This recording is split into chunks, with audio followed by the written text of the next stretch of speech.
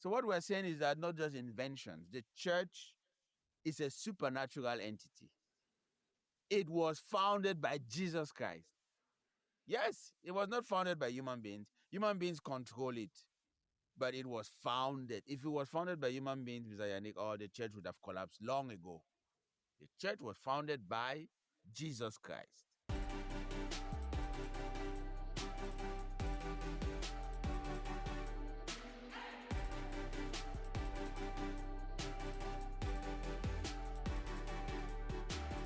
What if you turn hardship into grace, anger into serenity?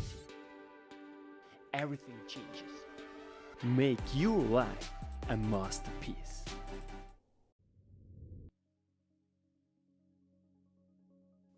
Welcome, I'm your host, Yannick, and now joining me, George Nchumbonga Lekelefac, to discuss his advocacy of his life. In other words, the topic, the advocacy of Nchumbonga George Lekelefac, an international advocate for the oppressed, voice of the voiceless, defender of fundamental human rights, canon lawyer, jurist, friend to the vulnerable, and lover of no oppressor tyrant. His motto is not merely to recount what has been, but to share in molding what should be. Professor Dr. Bernard von Law. Welcome back to the show, George. It's such a honor to have you finally back. And please, for our audience, just start with introducing yourself in one powerful sentence. Thank you, Mr. Yannick Müller, for this opportunity. It's always a pleasure to share with you my experiences of advocacy, which you just mentioned. So in a word, in a sentence, I would say I am the voice of the voiceless. I am the defender of the defenseless. I am a canon lawyer, a jurist, who is out to advocate for those who cannot speak and to defend their rights. To defend their rights. That's what I can say in a sentence.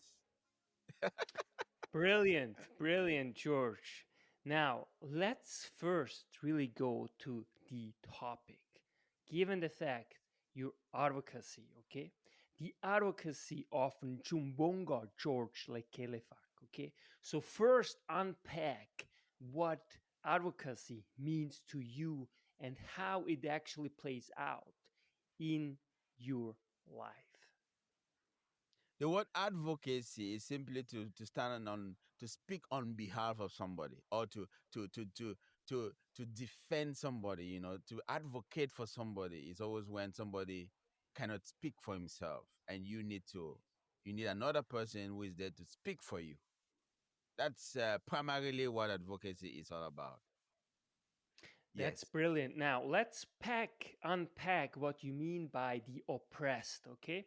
Because Yes. it can be even tricky, right? Because sometimes who is to say that the oppressed cannot speak for themselves? So let's unpack this, what you mean, the oppressed, and why it is so dear to your heart, your work that you're doing, because you also have an institute really dedicated to the work, specifically to Bernard von Law's work that you pursue in the United States of America. Now, you've mentioned an important name there, Bernard von Law. He is the person that I'm trying to emulate, Bernard von Law, which you have interviewed me before about von Law. Who was von Law? Von Law was an advocate too. He was an advocate for the oppressed. He spoke for the oppressed. He championed the respect for fundamental human rights. This was somebody who was a minister in Cameroon. But he did not just do what the other ministers were doing. He was there to advocate for justice, and the respect for human rights. Now, coming to your question about oppressed. Who is an oppressed? An oppressed is simply somebody who is suffering because of an oppressor. So they cannot be you cannot have somebody who is oppressed without an oppressor. So an oppressed person is somebody who is suffering. His fundamental human rights are being violated by the oppressor or the tyrant. That's exactly. So I am the voice of the oppressed. Now you ask, what do you mean by that? There are so many people, Mr. Frank. Oh, sorry, Mr. Yannick Mueller. There's so many people who have problems, but they don't know how to express it legally. They don't know how to write. They can't write a petition. So I am the voice of the voiceless. I write on their behalf. You must have read many articles I write. I don't just get up in the morning and just invent. No. When I get up in the morning, I receive messages from Africa, from Canada, from the United States, from all over the world. They send to me. They said, this is what I'm going through. I'm suffering. This man is doing this to me. And I write an article on behalf of that person.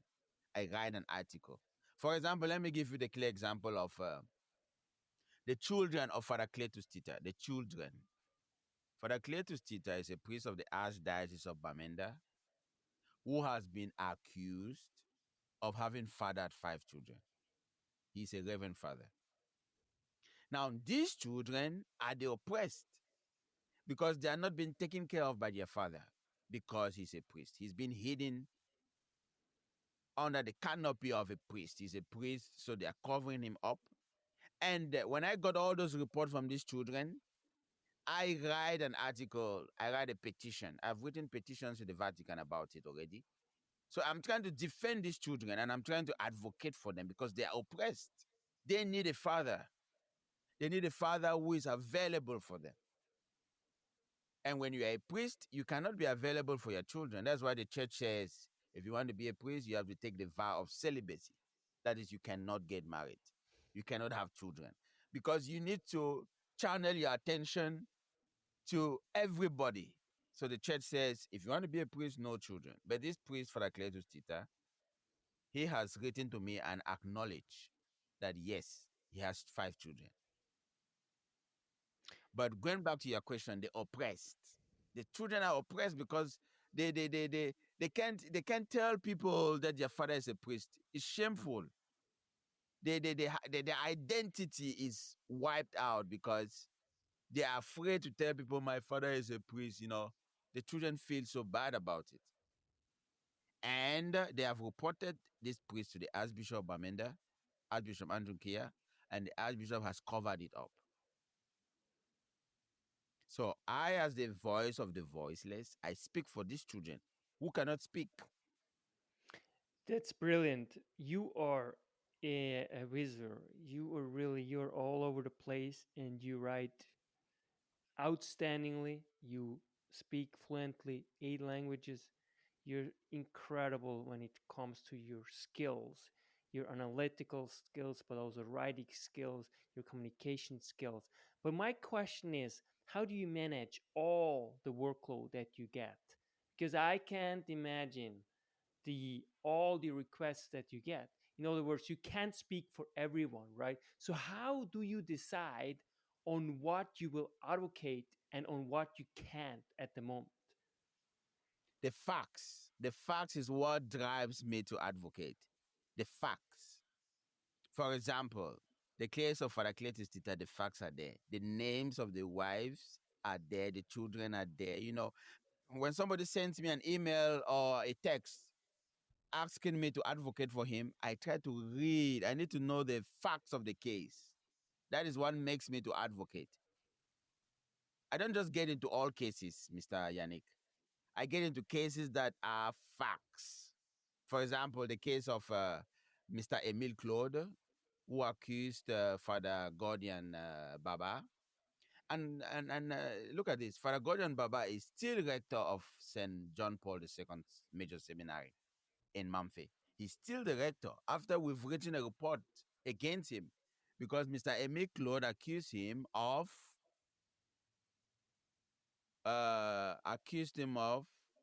bad example of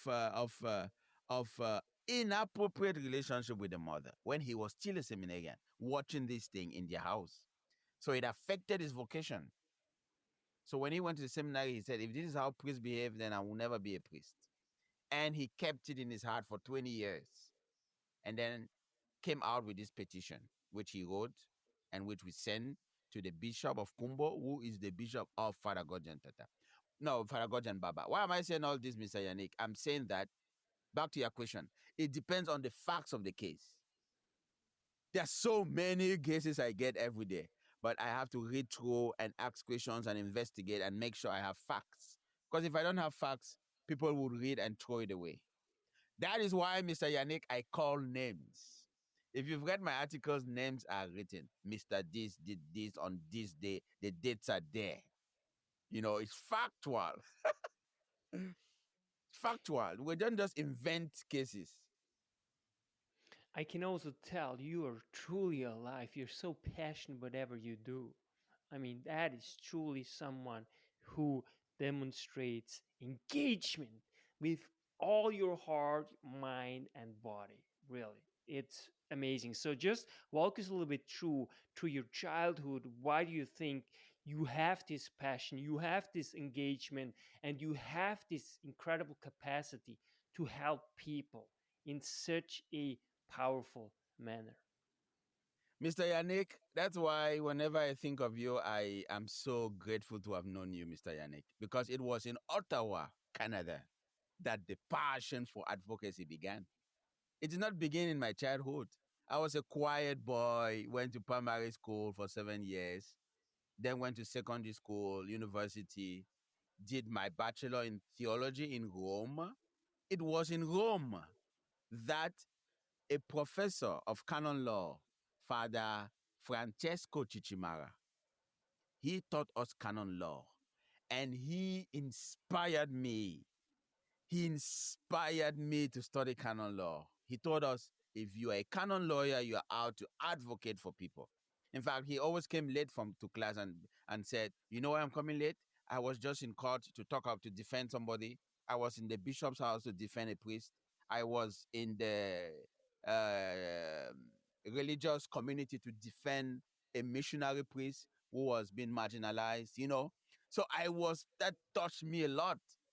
That was in 2013 in Rome. So it touched me a lot. I finished my theology. Then when I moved to Canada, I wanted to study in Canada in order to have my documentation. And that is why I went to St. Paul University in Ottawa to do what? To specialize in canon law because of Father Francesco Chichimara. And when I came to Ottawa, Monsignor Rankin, who was a dean then, facilitated my admission because I came in with transcript from Rome. They were all in Italiano. You know, he was so happy to see a student from Rome because he had studied in Rome also. You know, so he facilitated my admission. And then the dean at the time was a lady, Asseline, Madame Asseline, Dr. Asseline. She was the dean, Anne Asseline. She was a lay lady. And remember the first day of the orientation in Ottawa, she told us, if you are here to study canon law because you want to lord it on others, because you want to bully others, please leave. Canon law is meant to defend. Canon law is meant to defend the rights of those whose rights have been marginalized. Canon law is meant for the salvation of souls. It's not meant to intimidate, to persecute. So that touched me so much, and that is why I spent 2 years in Ottawa. I specialized in canon law, and I graduated in 2015 with what? With a licentiate in canon law. I have my canon law. This is what we studied for 2 years. This is the book, Code of Canon Law. So what did I discover, Mr. Yannick? Sorry. During my studies of canon law, I discovered that there are so many rights of priests. So many rights. Priests have rights. But unfortunately, some bishops don't even know the rights of priests. That's why they violate the rights. For example, let me give you a clear example. Transfer. If you are a pastor, if you have been appointed a pastor of a parish, the bishop has to send you a letter of appointment and has to give you the duration. For example, Mr. Yannick Müller, you have been appointed pastor of St. Paul Parish in Ottawa. You are going to be pastor for 5 years. Okay? That is the letter the bishop is going to give you. It's an administrative act. Now, 2 days later, the bishop has issues with you. He has a problem with you, which has nothing to do even with the parish. He doesn't like you anymore. And then he changes and says, Yannick, I change you from there. Go to that other place. That is wrong canonically because you can't do that. You just can't change pastors like that. There must be a grave reason to transfer a pastor. But unfortunately, Yannick, in Africa, in the Archdiocese of Bamenda, it's not like that. Some priests have told me that they've never received a letter of appointment. The bishop just transfers them. He doesn't give them a letter. And if he doesn't like you, he transfers you and sends you to another parish without following due process, without a grave reason. So that is totally against the code of canon law. It's against the code of canon law. So as a canon lawyer, I advocate for this priest. I write a letter to the dicastery. In Rome, we have the dicastery for bishops, dicastery for priests. Different dicasteries. They are called dicasteries, which means a ministry. And they are cardinals who are in charge. So if there's something like that, I send a letter to this cardinal and report. This priest is accusing this bishop of having violated canon this. Now, in summary, you asked me a question on where did the advocacy start. The advocacy started in Rome, and then I came to Canada. It widened my horizon. When I studied in Canada, I learned a lot about the Catholic Church and the rights of lay people, the rights of, for example, as a lay person, Mr. Yannick, because I am not a priest, I'm a lay person. As a lay person, I have a right to suggest to the bishop. I have a right to suggest something to the bishop. It's there in the Code of Canon Law. But back in Africa, some bishops don't even allow lay people to even speak. They are considered third-class citizens, but that is wrong. Lay people, the Pope, the bishop are all baptized, so they have the same dignity. The only difference lies in the function. But as far as our essence is concerned, we have a dignity. Everybody has to be respected. How much is that a problem of simply not knowing the law of, for example, Yeah. the bishop, and how much Yeah. is deliberate? Now, not knowing the law is also terrible because the bishop is supposed to have a canon lawyer. Every diocese should have a chancellor who has studied canon law. And the bishop should not do things without consulting the canon lawyer, because if he does that, if the bishop has not studied canon law. Unfortunately, many of our bishops have not studied canon law. Can you believe that, Mr. Yannick? They have not studied canon law. That's why they need a canon lawyer, a priest who has studied canon law, or a lay person to inquire from them. What do we do with this case? How do I proceed? But they don't do. Most of them don't do that. They just say, I'm the bishop. I decide what to do with you, No, it's wrong. And then you talked about another one. You said deliberate. The second question was? Yes, and sometimes you think it is deliberate that, as you said, they know Yes. that they do something that they are not supposed to do according to the law. Yes, sometimes it's deliberate. They just take the law into their hands. They take the laws into their hands. I am the bishop. You have to do what I ask you to do, They don't respect the code of canon law. And we come from a culture, Yannick, where we fear authority a lot. We don't talk to authority. It's a culture we have to break, because that is why authority thinks they can do what they want. No, we must criticize authority when they do the wrong thing. We must criticize authority, because if we don't do that, they are going to take the laws into their hands. And unfortunately, Mr. Yannick, that is where we are in the Ecclesiastical Province of Bamenda. The Archbishop of Bamenda is a canon lawyer. He has a PhD in canon law.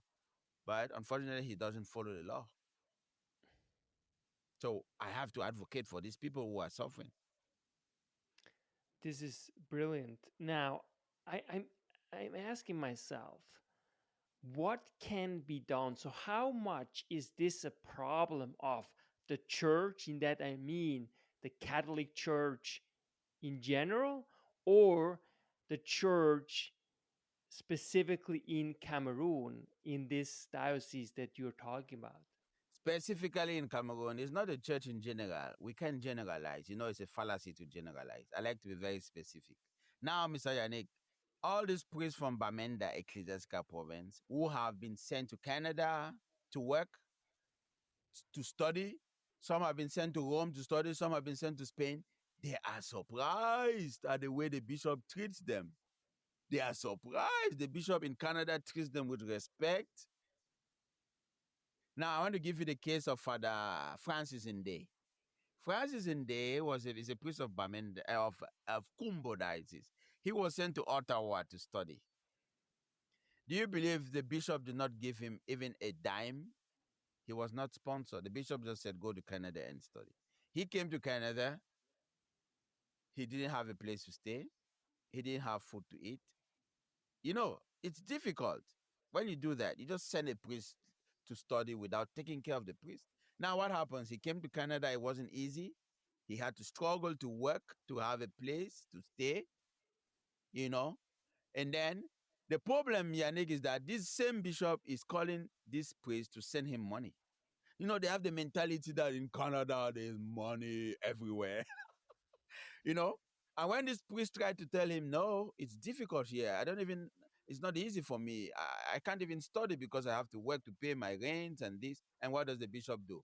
Come back to Cameroon. Come back to Cameroon. I give you an ultimatum to come back to Cameroon. And what did the priest do? The priest said, no, I am a canon lawyer. I'm going to fight with you. I'm going to fight with you. And what did he do? He went to the university and reported the case. And the bishop had sent a letter to the university to say what? To say, please exmatriculate him. Exmatriculate the man. Let him not longer be a student of St. Paul. The university said, no, we don't do that in Canada. In Canada, the students have their rights also, and the bishop was disgraced. And that priest is still in Ottawa. The priest excardinated from Kumbo is now a priest in Ottawa, serving in Ottawa. Why? Because in Ottawa, the bishop, they respect him, it's not like in Cameroon where they just treat them anyhow. They don't listen to them. So you ask the question, is it only in Cameroon or is general? We cannot generalize, Mr. Yannick. I'm talking about specific cases. In Bamenda Ecclesiastical Province is a big problem. I always speak about what I know and the cases I know.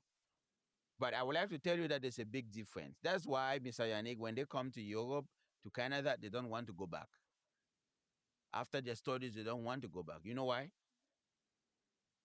Do you know why? Because they treat them better in Canada. The bishops respect them. During birthdays, the bishop calls them. The priest told me, George, do you know that all during my birthday, the bishop in Ottawa calls me to wish me a happy birthday? Huh? But in Cameroon, they don't even care about you. So that is the problem.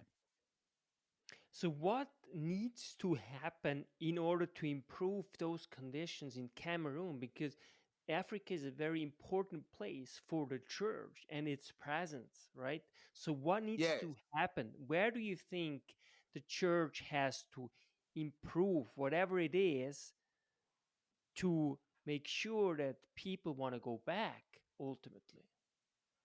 Now, let us not generalize, Mr. Yannick. Let us not generalize Cameroon because we have bishops in Cameroon who are exemplary. For example, the Archbishop of Douala, the Bishop of Bafoussam. So we cannot say the whole of Cameroon. I'm talking about the ecclesiastical province of Bamenda, which has the diocese of Boya, Kumbo, Kumba, Mamfe, and Bamenda. What needs to happen? The Vatican needs to sanction these bishops. The Vatican has to sanction them because they are going against the law. The Vatican has to sanction them. And to tell you the truth, Yannick, I get totally frustrated when we report a case to the Vatican and the Vatican does not do anything about it. They just keep quiet. They just keep quiet. I don't know whether it's because somebody took the document and threw it in the trash can, or they just ignore it because it's serious. When we report to the Vatican has to act. They have to call the bishop to question. That is what needs to happen, Mr. Yannick. The Vatican has to penalize the bishops that violate the rights of priests. The Vatican has to punish them by either um, suspending them. They can lose the clerical state. We have had many bishops in Africa who have lost the clerical state. That is, they have lost, they can no longer govern a diocese. They have been stripped of their responsibility as bishop. We've had that in Africa. So that is what needs to happen. If bishops don't... Why do you think there is a hesitation now? As you mentioned, right? You don't know if there's someone who just throws these letters out and Exactly. destroys it, and the Vatican never ever really knows what's really going on. Exactly. Or if actually the Vatican says, okay, you know what, it's too much work for us. It also probably bad publicity, therefore we just ignore it. What do you think is more likely?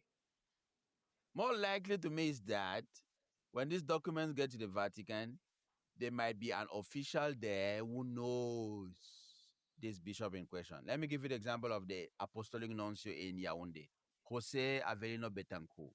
Jose Avelino Betancourt was born in Portugal, but he moved to Ottawa. He was a priest of Ottawa. Now he is the papal representative in Cameroon. Eh? We have written so many petitions to him about priests, about bishops. He does not do anything about it. He covers it up. So that is why we no longer send him any petition. We send directly to the Vatican. And he knows that. Archbishop Jose Avelino Betancourt knows that. We no longer go through him. Because when you go through him, he doesn't channel it to the Vatican. He keeps it. He covers it up. Maybe because he knows the Archbishop of Bamenda, or he knows the bishop. So probably that is what is happening. They cover it up. He covers it up. So what needs to happen is that we need to report this nuncio to Rome, or we need to go to Rome personally and say, I sent this document some weeks ago, some months ago, nothing has been done about it. We need to follow up. So I don't want to say there's corruption, but there might be corruption. There might be an official in that office who has not done his work, who does not want to read it, and who has thrown it away, or because it is his friend who is being reported. How much does it influence on who is the Pope? Does this change anything? Or is it the bureaucracy around it that makes it so difficult? What is it? The first thing is the bureaucracy about it, which Pope Francis tried to break. Pope Francis did not like... You remember when he just became Pope? He said the Roman Curia was sick. He named all the diseases that the Roman Curia had. And one of it is this bureaucracy. You know, all this unnecessary bureaucracy and corruption in the Roman Curia. Pope Francis tried to dismantle this. You know, I want to give you the clear example of the Archbishop McCarrick. McCarrick was the Archbishop of Washington, D.C. He was accused of sexual abuse. He abused many seminarians. He started this thing in the 70s, but it was covered up. People reported to the Vatican. They covered it up because maybe those people knew McCarrick. McCarrick, from bishop, he became archbishop, he became cardinal. Can you believe that? This is somebody who has been abusing children for 30 good years, for many years, but somebody was covering it up until when Pope Benedict came in. And what happened? Pope Benedict, in fact, he lost the clerical state. He became a layperson. He was dismissed from the clerical state and sent to the monastery where he died. So the problem is the corruption, the cover-up, and the bureaucracy. That has to be dismantled.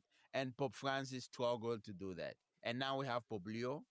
We hope he's going to advocate for this cover-up. The cover-up should stop. When somebody reports a case in the Vatican, they should follow it up. because it's not good to cover things up. It does not help. It destroys the community, and people continue to suffer. The church is not a place for cover up. We should not cover up people and hide them in the church. If they do, no, sexual abuse of minor is a serious crime. It's not just a sin. It's a crime which can take you. It's a crime against justice. So the bishop should not cover the priest up when we report them. Look at the case of Father Cletus Tita. Nothing has been done. We have reported it to the nuncio. We have reported it to the Vatican. We are still waiting.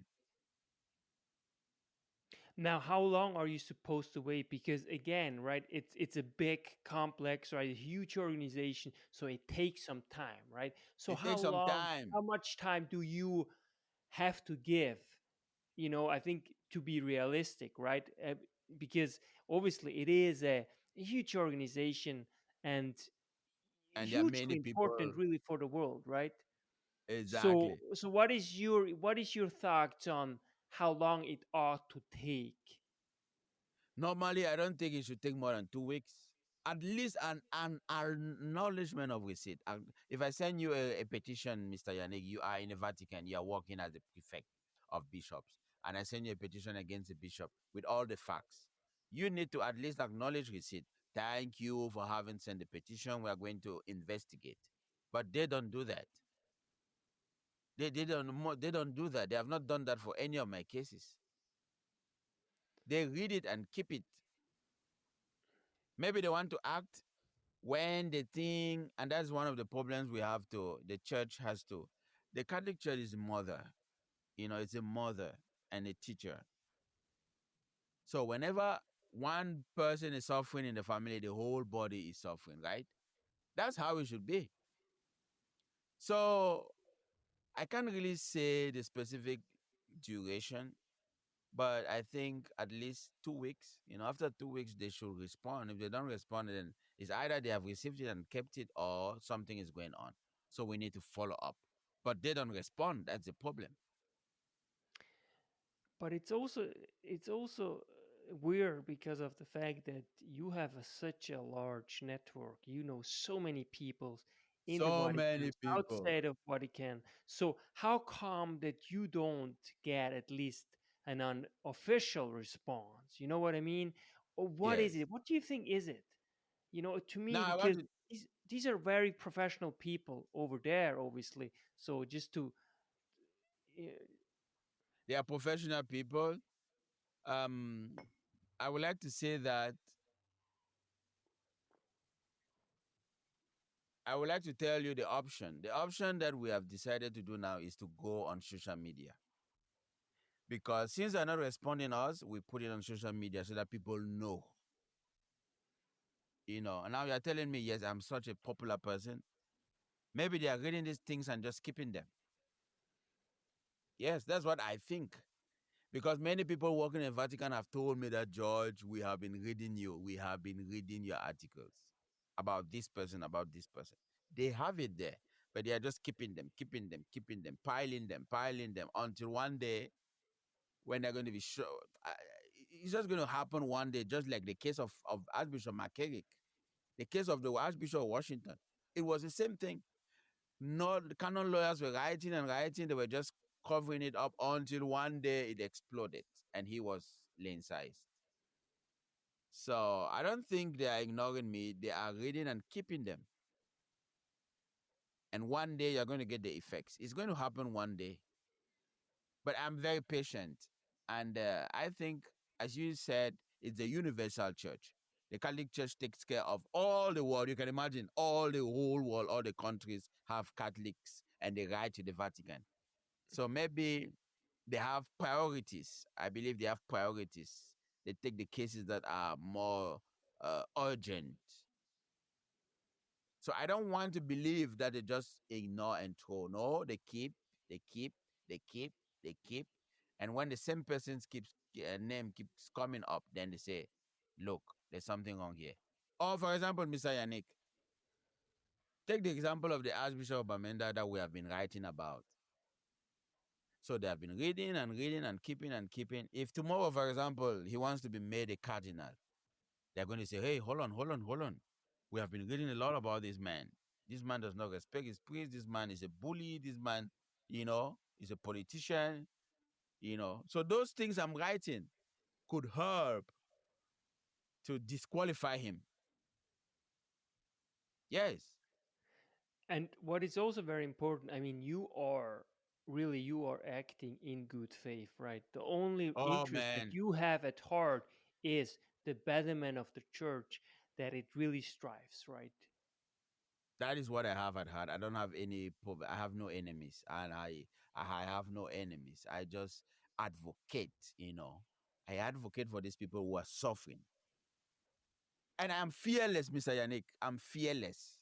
I don't. I'm not afraid to be killed because I am totally 100% into this advocacy. It's something dear to my heart, and I feel fulfilled. It's not easy to write and put on Facebook and put on social media. I have had a lot of enemies, but that does not distract me from my focus. My focus is advocacy. Things have to change. The bishops, they have to respect the rights. Everybody has rights. We have to respect them. Justice. I'm out for justice. And I'm also out to elucidate. Because that's one of my responsibilities, to explain to people. Explain. For example, I sent in an article yesterday. There's this priest, Father Paul Ajong, who has organized a fundraiser for a priest who had died. And another priest came up and said, what is he doing with all this money he wants to collect for a dead priest? So I had to write an article to elucidate, means to explain that what he's doing is good, because it's an advocacy that he's trying to do to prevent further death, because this priest died while he was crossing a river. So now he's trying to raise funds to do what? To prevent this from happening by providing life jackets and other things in that diocese. So I came out as an elucidator to elucidate, to explain why he's doing what he's doing. Mr. Yannick, I am very, very neutral. I don't have, how do you call it? I don't have favors. I don't favor this man, and no, no, no. I am there. If you do something wrong, whether you are my best friend, when it comes to advocacy, we call it black. Now, let me give you the case of Father Basil Sede, whom you know. Father Basil Sede, whom I introduced to you. You remember? Exactly, Doctor, exactly. I just had in, on, yeah. exactly. He is my very good friend. But then when he wanted to excardinate, that is, he did not want to continue in the diocese where he was in Boya. He wanted now to join the diocese of Riley, right? Now, the bishop said he should come back and spend 3 months before going. That happened. In fact, he was transferred, and all of a sudden, they saw him in Riley. So people were wondering, is he still under Boya Diocese, or is he under Riley, which is a diocese in America? I had to come out to explain. I said it is totally unjust for the Bishop of Boya to favor Father Basil because he's giving him more money than the other priests. Because the other priests, two of them who were suspended in Charlotte, they also want to excardinate. They don't want to go back to Boya. But the bishop did not do the same arrangement which he did for Father Basil. Why? Probably because Father Basil is giving him more money than the others. So I was totally disappointed with that. I said, no, the bishop cannot favor somebody because he gives him more money than the others. This is not correct. And that is why I wrote an article, not condemning Father Basil, but condemning the bishop for favoring Father Basil. And people were shocked. George, we just saw you with Father Basil in Charlotte the other day. You were eating with him and drinking red wine. How can you do that? And I said, advocacy. I'm out for justice. I'm out for the justice of these other priests who want to also do the same process, but they cannot, because the bishop thinks that they don't give him enough money as Father Basil does. That is wrong. That is called simony. When you begin to sell spiritual things for money, it's not correct. It's not correct. So I came out powerfully to oppose the Bishop of Boya, even though the person in question was my friend, Basil said. That is advocacy, Mr. Yannick. You are going to have so many enemies, but no problem. As long as I'm out to do the just, to advocate for justice, I'm happy. I'm a happy man, Mr. Yannick. Don't you, do you think I am a frustrated man? Because that's what some people say. He's frustrated. He has nothing to do. No, I have something to do. I am talking to you from my classroom. I'm a professor of French, and Spanish. So I have a job. But after the job, I go to the library and people send me articles, people send me petitions, and I advocate for them. That It's is my incredible. personal time, Mr. Yannick, and I'm not paid for that. Nobody pays me, and I don't take any bribe. It's incredible what you are and what you stand for, and just the light that comes out when you talk. I can really tell it's very powerful, and that's why I consider you such a great friend of mine, and I just love talking to you. Now, let's go a little bit into the church and its role in the world, because I'm curious, as you just said, right? You are someone who advocates for people, but you always look at justice. Justice is your guide, right? And also truth, okay? And so therefore my question is, what role does the church play in today's world when it comes to, let's say, conflicts all over the world? What do you consider is the best role that the church, or stand that the church can take when it comes to conflict and other challenging situations? The question you have asked me, it seems you are a prophet, Mr. Yannick. You are a prophet. Because what you asked me is just an article I just sent in for publication yesterday. I sent it to Professor, His Imperial Majesty, Professor Fonkema Chankang I. He's a professor in Wisconsin. He asked me the same question. George, could you write an article about the role of the church in conflict resolution? And I sent him 5,000 words yesterday. That article will be published in a book. Now, what is the role of the church? The church has played a special role when it comes to conflict resolution. Right far back from Pope Pius XII. Pope Pius XII advocated for Jews that were massacred. Jews. He advocated for them. He hid them. He gave authorization for Jews to be hidden in monasteries, you know, during the Second World War. And then after him came Pope Pope John the 23rd, who wrote his encyclical Pacem in Terris, which means peace on earth. He intervened among different countries that were in conflict. Then Pope John Paul II, whom you know very well, Pope John Paul II, who brought down the wall, the wall that was separating East and West Germany. Pope John Paul II intervened. Why? Because he was a Polish. He had suffered that communism. And it was thanks to Pope John Paul II that war was broken. And after him came Pope Benedict XVI, and then we have Pope Francis, who intervened. Pope Francis has always intervened when there's conflict. Let me give you the clear example of the war in Ukraine. Do you know how many times Pope Francis has sent things to help the people who have died in Ukraine and those who have no place to stay, no food to eat? The case of the situation in Cameroon, in the Anglophone region, Pope Francis has written and has spoken, has intervened in the conflict going on there. And now we have Pope Leo. So the church has played a very special role in conflict resolution.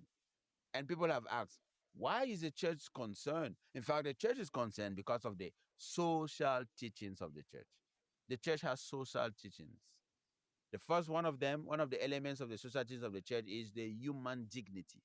Every human being has dignity. Do you know why? Because we are made in his image and likeness. God created us in his image and likeness. That's why every human being has to be respected.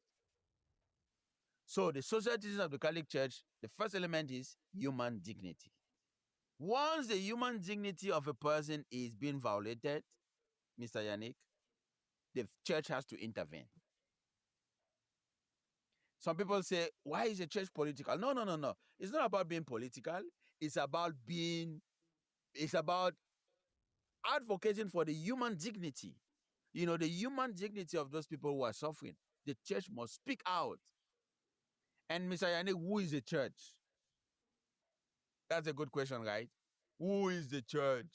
Now, the head of the church is the Pope, right? He's the head of the Catholic Church. And then each country has bishops. So bishops have to advocate also. They have to follow, they have to come to the resolution. The church is a teacher and a mother and has to promote the gospel of Jesus Christ. Who was Jesus Christ? He came to do what?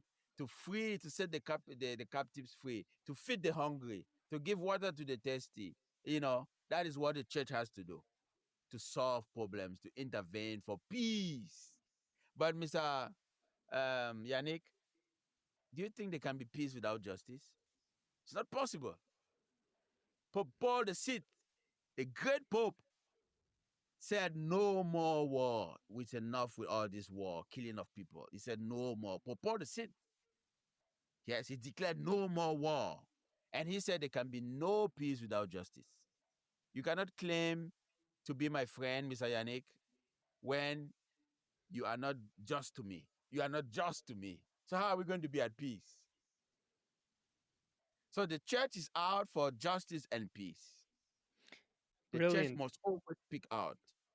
Now, let me put this way, and I think this Yes, is brilliant because the gospel is really the good news. It's of what course. really heals souls, what saves souls, right? And Yes, that's really the mission of the church, as you just were mentioning, really. And by that, obviously also canon law. yes. How should the church get involved when it comes to, for example, conflicts such as Ukraine Russia conflict? Yes. The stance, because the question is really the stance of the church, right? Should it be a mediator between the two parties, or should it take to some extent sides? What is the role in that regard? I think The what church you should just never take proposed, sides. that is by definition, that's the role. But then how ought the church go about, for example, in Ukraine, Russia? The church goes about through dialogue, Mr. Yannick. Dialogue is the way to it is when you dialogue with two parties that you can come to a consensus, to a solution. And that is what the church does. The church does not take sides. No, the church stands in the middle and tries to dialogue. And that is what the church has been doing in Ukraine. The Pope has spoken to Mr. What's his name again? The president of Russia, Putin. Putin? The church has spoken to Putin. The church has spoken to the president of Ukraine. He has been to the Vatican now. Yes, he has been to the Vatican. The church, the Pope Leo, in fact, Pope Leo, the recent Pope, has called Putin. They have spoken on the phone. So that is the function of the church, to dialogue with these two parties so that they can solve the problem. Are you sometimes frustrated because there are people who think they should take a more aggressive stand? In other words, they should actually pick sides, because that's also potentially a view that some people might argue. So I'm very curious because what you're basically proposing is precisely what Jesus Christ was all about. He was able to foster a common ground where people can start seeing each other again, as you said, dialoguing, right? And Yes, seeing the humanity in each other's eyes, right? But what's your response to people who might say, you know what, the church should be very clear, condemn one side and not the other? the church, once the church dialogues with the two parties, Mr. Yannick, the church comes to a conclusion. You understand? So the church has come to a conclusion with the case of Russia. The church has condemned the killings of the Russians trying to kill the Ukrainians.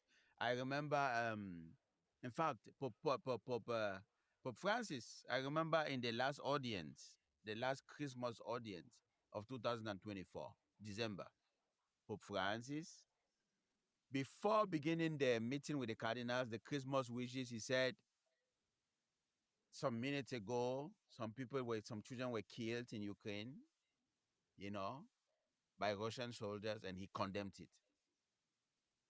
You get it? So the church condemns. It's not as if it does not take side. But when I'm talking of taking side, I mean that the church says what you guys are doing is not correct, it's wrong. What you are doing is wrong. Please stop doing this. And that is what the church has done. The church takes sides following justice. You understand? The church says, Russia, you guys, why is it that you guys are not stopping the killing? After the dialogue, they still keep killing. So the church has no army, Mr. Yannick. The church has no army. They have Swiss guards. Have you been to the Vatican? No, but it's on my list. Good. When It's you go to the Vatican, you're going to see Swiss guards. And those Swiss guards are there to protect the Pope. You don't see them. You don't see them like it's not an army. It's not as if they go out with guns. No, no, no. They're just there to protect the Pope. Unfortunately, we don't have an army in the Catholic Church that would go to Russia and fight. The church uses its voice as the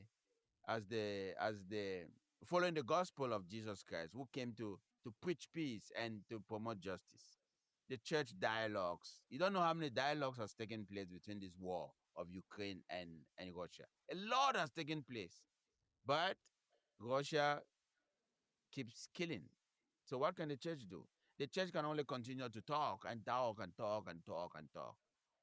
Yes, now to remain balanced.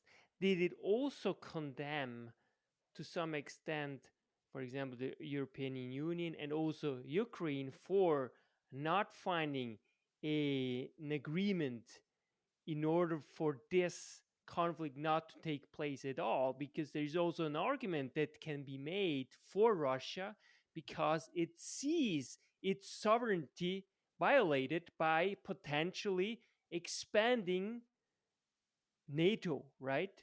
So yeah, where is there? Because as again, I'm like you, right? We have to always be balanced. We have to see both sides. Where is exactly. the church's point there? Now, with regards to NATO, you remember the last conference they had was in Canada, in NATO. Yes, it was in Canada, in what's the name of the place?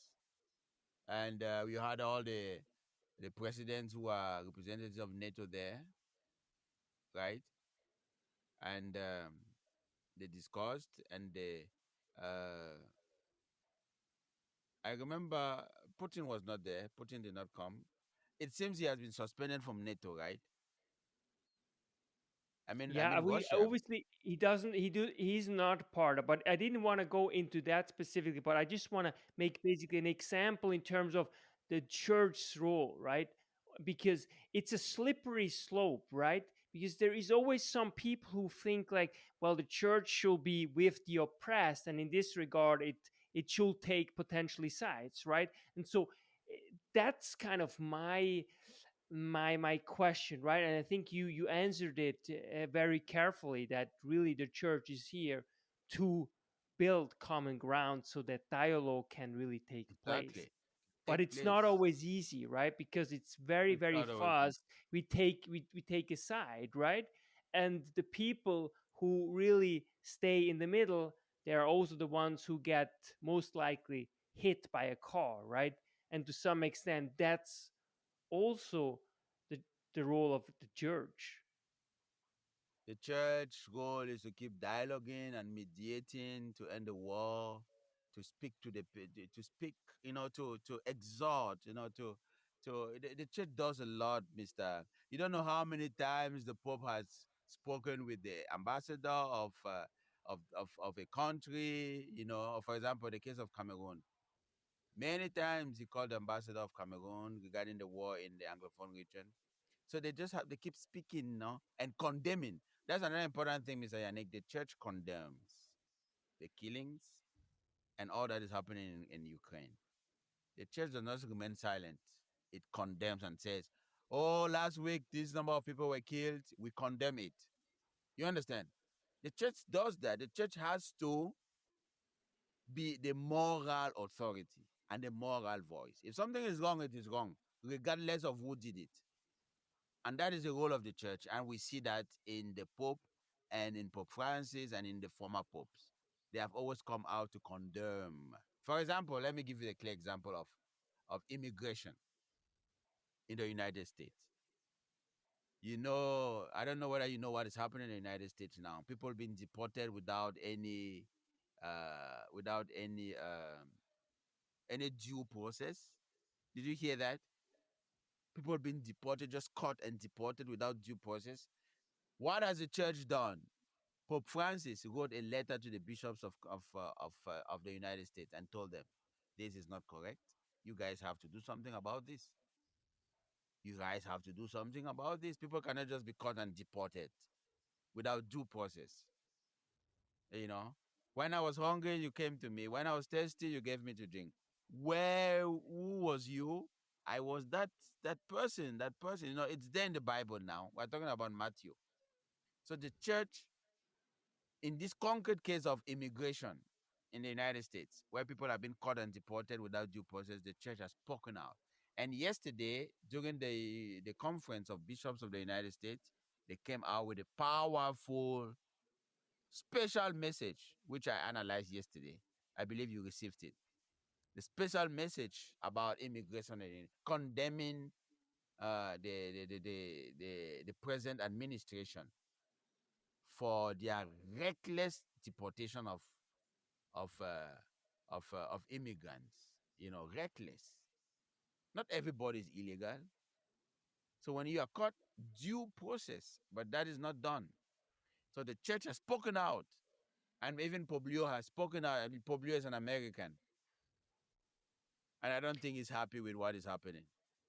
How does the church's role change over the next couple of years, given its moral obligation and responsibility when it comes to society, and also its development, such as AI and so on and so forth? What do you think is more and more? Do you think like the church's role will become more and more important in society, or will it actually decrease in importance given the developments, technological and scientific, that lay ahead? The church's role, Mr. Yannick, is divine. The church is a spiritual entity, so it will never diminish. The role of the church will be there from time to time. It has been there for 2,000 years already, and it will continue. Do you know why?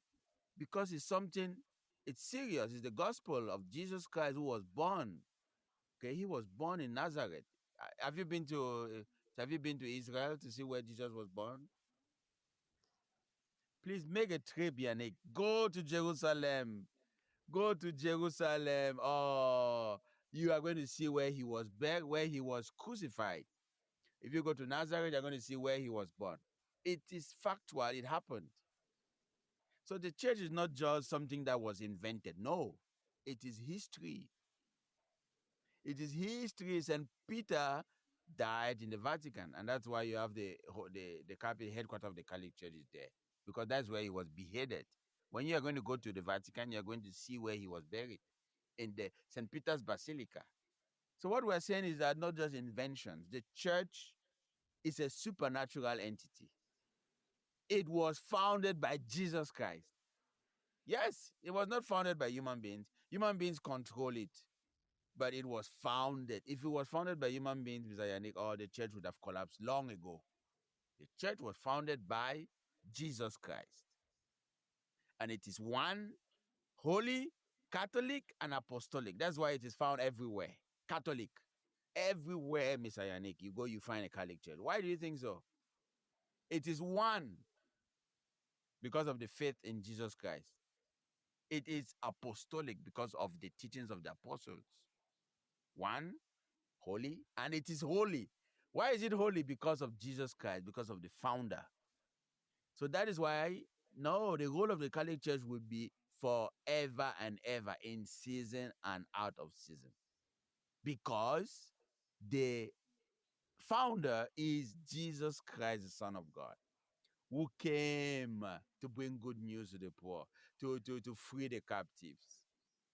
That is why the Catholic Church has power, Mr. Yannick, everywhere in the world. When bishops speak, they listen because of apostolic succession. The bishops are the successors of the apostles who were there with Jesus. So it is a continuation, Mr. Yannick. Before Jesus Christ ascended to heaven, what did he do? He called the apostles and said, Peter, you are going to be my representative. St. Peter. And that is why you have the Pope, who is the representative, and you have the bishops. So it continues. This is history. This is history. And anybody who has gone to school, who has studied, reverse. Now, Mr. Yannick, why do you think presidents travel to the Vatican all the time? Why? Recently, the king of Britain, King Charles. Recently, why do you think King Charles went to the Vatican? Because they acknowledge the power that the Pope has. Presidents, every president wants to go to Rome to see the Pope. Why? Because the Pope is the head of the Catholic Church, and the Catholic Church has authority because of his moral authority. Moral authority. Moral authority. I have a document here which I wanted to show you about the. 1 second. I want to show you this book I published. I have it right here of Britain. I have a special love for Britain. Now, this is a book I published about King Charles III. King Charles III. I wrote a book about King Charles on his 75th birthday. And then I wrote a book about Prince Catherine at 40, when she was 40 years old. Now, why am I showing you these two books? I'm just want to let you know that these are world powers, but they always go to the Vatican to pay homage. Queen Elizabeth, before she passed, she went to the Vatican most of the times to pay homage because they acknowledge the fact that the Pope is a moral authority. When the Pope speaks, everybody listens. So the role has not decreased, and it will never decrease because it is divine. The church was founded by Jesus Christ, Tell who is us the a little Son of bit. God. Tell us a little bit, just that we get a nice overview of the difference between Benedict, Francis, and now Leo. You know, according to you, what is the main differences between the three popes? And do you think these differences are actually important? And why? Explain. Now, each pope is a different person. You know that. For example, me and you and me, Mr. Yannick, are we the same? We are not the same because we have different backgrounds. Two people cannot be the same. Even two identical twins cannot be the same. So people have to understand that. They have to understand that. So they should stop saying, oh, why is Pope Benedict different from Pope Francis and different from Leo? They are not the same. They are from different nationalities. Pope Benedict, whom I met Pope Benedict in Rome 2013 before he resigned. I was a student in Rome. Do you understand? And the first impression I have about the Pope was that he was not too close to the people. Because I was there, I tried to greet him, but he was far away. That is the experience I had with Pope Benedict XVI. He was a professor. Professor. You know, they stand up there and teach, and you listen. And he was from Germany. Germans are generally not very warm people. No, Germans are very cold, and I'm not insulting them. I was in Germany for 5 years. I spent 5 years in Germany, and when I flew, Mr. Yannick, I finished my licentiate in canon law in Canada, a country where I could enter the subway and say, "Comment ça va, mon ami? How are you?" That's how Canada is. When I entered the subway in Canada, I could greet people and talk to them. But when I went to Germany, what are you doing? I said, "Hello. Warum lachst du? Warum lachst du immer? Why are you laughing? Always." You know, different culture. Serious culture, you are not supposed to laugh. You're supposed to be serious. You know, oh man, I had a lot of problems in Germany because of this change in culture. So we cannot expect Pope Benedict, who was from Germany, to be like Pope Francis, who was from Argentina. When I went to Mexico in 2009 to study Spanish. And when I went to Mexico, everybody was calling me hermano, hermano, hermano, vente a comer, vente a comer. Come and eat with us. We invite you for supper. We invite you for lunch, even without knowing me. That is Mexico. That is the Latin American spirit. They are very warm people. So we cannot expect Pope Francis to be different. Now, my experience with Pope Francis, 2014, before I left Rome for Canada, we had a conference with Pope Francis in the Clementine Hall. Clementine Hall is inside the Vatican. All the students of theology. And I was there. He came right to me. I touched him. I said, "Hola, Papa." I called him Jorge because he's called Jorge. He's Pope Francis, but his baptism name is George. Do you understand?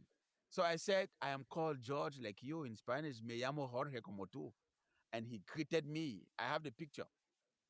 And then he said, "De donde eres? Where are you from?" Because he saw a black man speaking Spanish. He said, "But de donde eres?" And I told him, I saw the Cameroon, pero estuve en México por 2 años. I am from Cameroon, but I was in Mexico for 2 years. That's why I can speak Spanish with you. And he said, "Dios te bendiga, God bless you." But I touched him. You know, he was a different pope. He was a pope for the people because he's from Latin America. But in Germany, no. In Germany, you don't embrace people. Do you? No, you greet them like this. Hello, wie geht's dir? Exactly. Swiss, German, we do the same. We greet handshake. Exactly. Exactly. But in Latin America, no, you embrace. Mr. Yannick, when I went to Mexico to study, I was received in Jalapa, Veracruz by one of the persons they sent from the university to escort me to my apartment because I didn't know anybody in Mexico. I got a visa from Nigeria. I flew to Mexico City. They had told me how to arrive Jalapa. When I arrived Jalapa, this lady was there to wait for me to receive me. And guess what? She hugged me. Bienvenido, Jorge, which means George. That is the Latin American culture. It's embracing, it's touching, you know. That is the difference between Pope. I'm back to your question. That's the difference between Pope Benedict, who was a German, serious man, very serious. And people said he was very shy. Very shy. He could not look at you at the eyes like that for a long time because he was a professor. But Pope Francis was a pastor. He was not a professor. He was a pastor who had worked in the how do you call those places? Very, very dirty places in Argentina. Who was out to help the poor. You know, that's why he was different. This was a pope who was taking the subway. No, as Archbishop of Buenos Aires, he was taking the subway. Can you believe that? No, you cannot do that in Germany. In Germany, bishops have Mercedes Benz. I've never seen a bishop taking a subway in Germany. It's different. But Pope Francis was doing that because of his background. And then let's come now to Pope Leo, who is an American, but who lived in Peru for 20 years. Can you beat it? Can you see how different he is? He's not just an American, but he's a global, he's a, uh, he's an international man who has lived in Peru. He speaks Spanish perfectly, and then he left Chicago. You know, so he cannot be the same like Francis, and he cannot be the same like Pope Benedict because of their background, which is different. But what makes them common, Mr. Yannick? What makes them common is the gospel. The gospel is what brings them together. The gospel of Jesus Christ, loving one another, preaching peace and justice. All of them did that. But the difference, Mr. Yannick, is in their personality. One is a German, one is an Argentinian, and one is an American who lived in Peru for 20 years. So they are not the same. And this is really, George, you are also an advocate of diversity, you know, and you are also really deeply in love with the United States of America. You love Canada, you love the United States of I America. love And everywhere I've been to. exactly. Everywhere. And that's why you are a true advocate of humanity and really of diversity. And I think that is beautiful. And that's why I just love to talk to you, George. Thank you so much for your time, for your incredible nature. And I can't wait to have you back soon. Hopefully, this time we won't have to wait for 2 years plus. No, we won't. We should talk more often, Mr. Yannick, more often, maybe once a month. Yes, let's do it once a month. And talking about what you just said of international figure, I would like to let you know that when I was a kid, there was my uncle who is now in the professor I told you, from Cam. In fact, I wrote a book about him. 750 pages about this man. This man was my uncle. When I was a kid, I was 10 years old, and I saw him interpret. He was speaking. It was the baptism of my siblings, the baptism ceremony, and it was an important ceremony, 1992. So he was called to come and be the interpreter because there were French people there. It was in Balmayo. So he was speaking in people were speaking in English, and he was interpreting in what? In French. That thing touched me. That experience touched me as a kid. And I said, I am going to learn as many languages as possible. Because of that event, I admired him speaking in different languages. And that was why I went to Mexico, studied Spanish, went to Italy, Italian, Canada, did my master's in French, then Germany, 5 years. And while in Germany, I was going to Portugal to learn Spanish and Portuguese.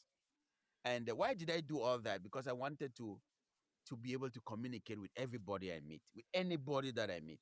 Because my name, Nchumbonga, that name Nchumbonga means somebody who speaks well.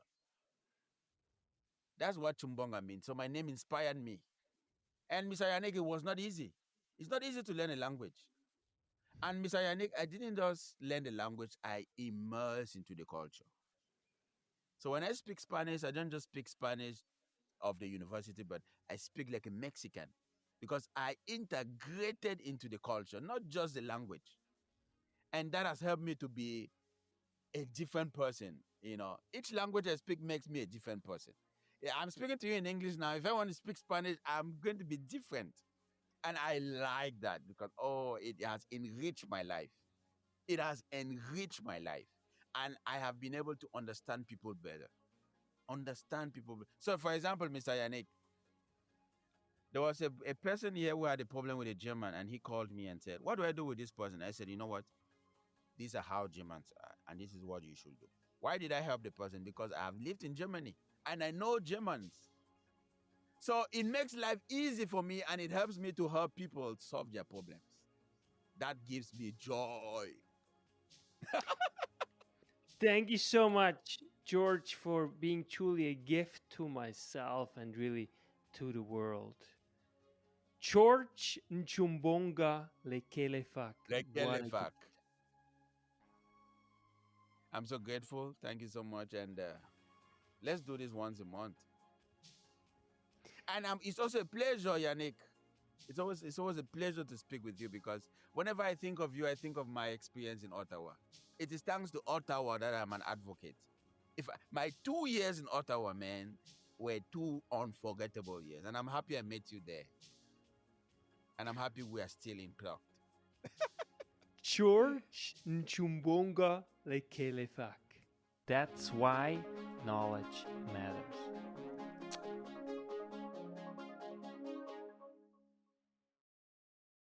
Make your life a masterpiece. Visit now programs.the-ykm.com.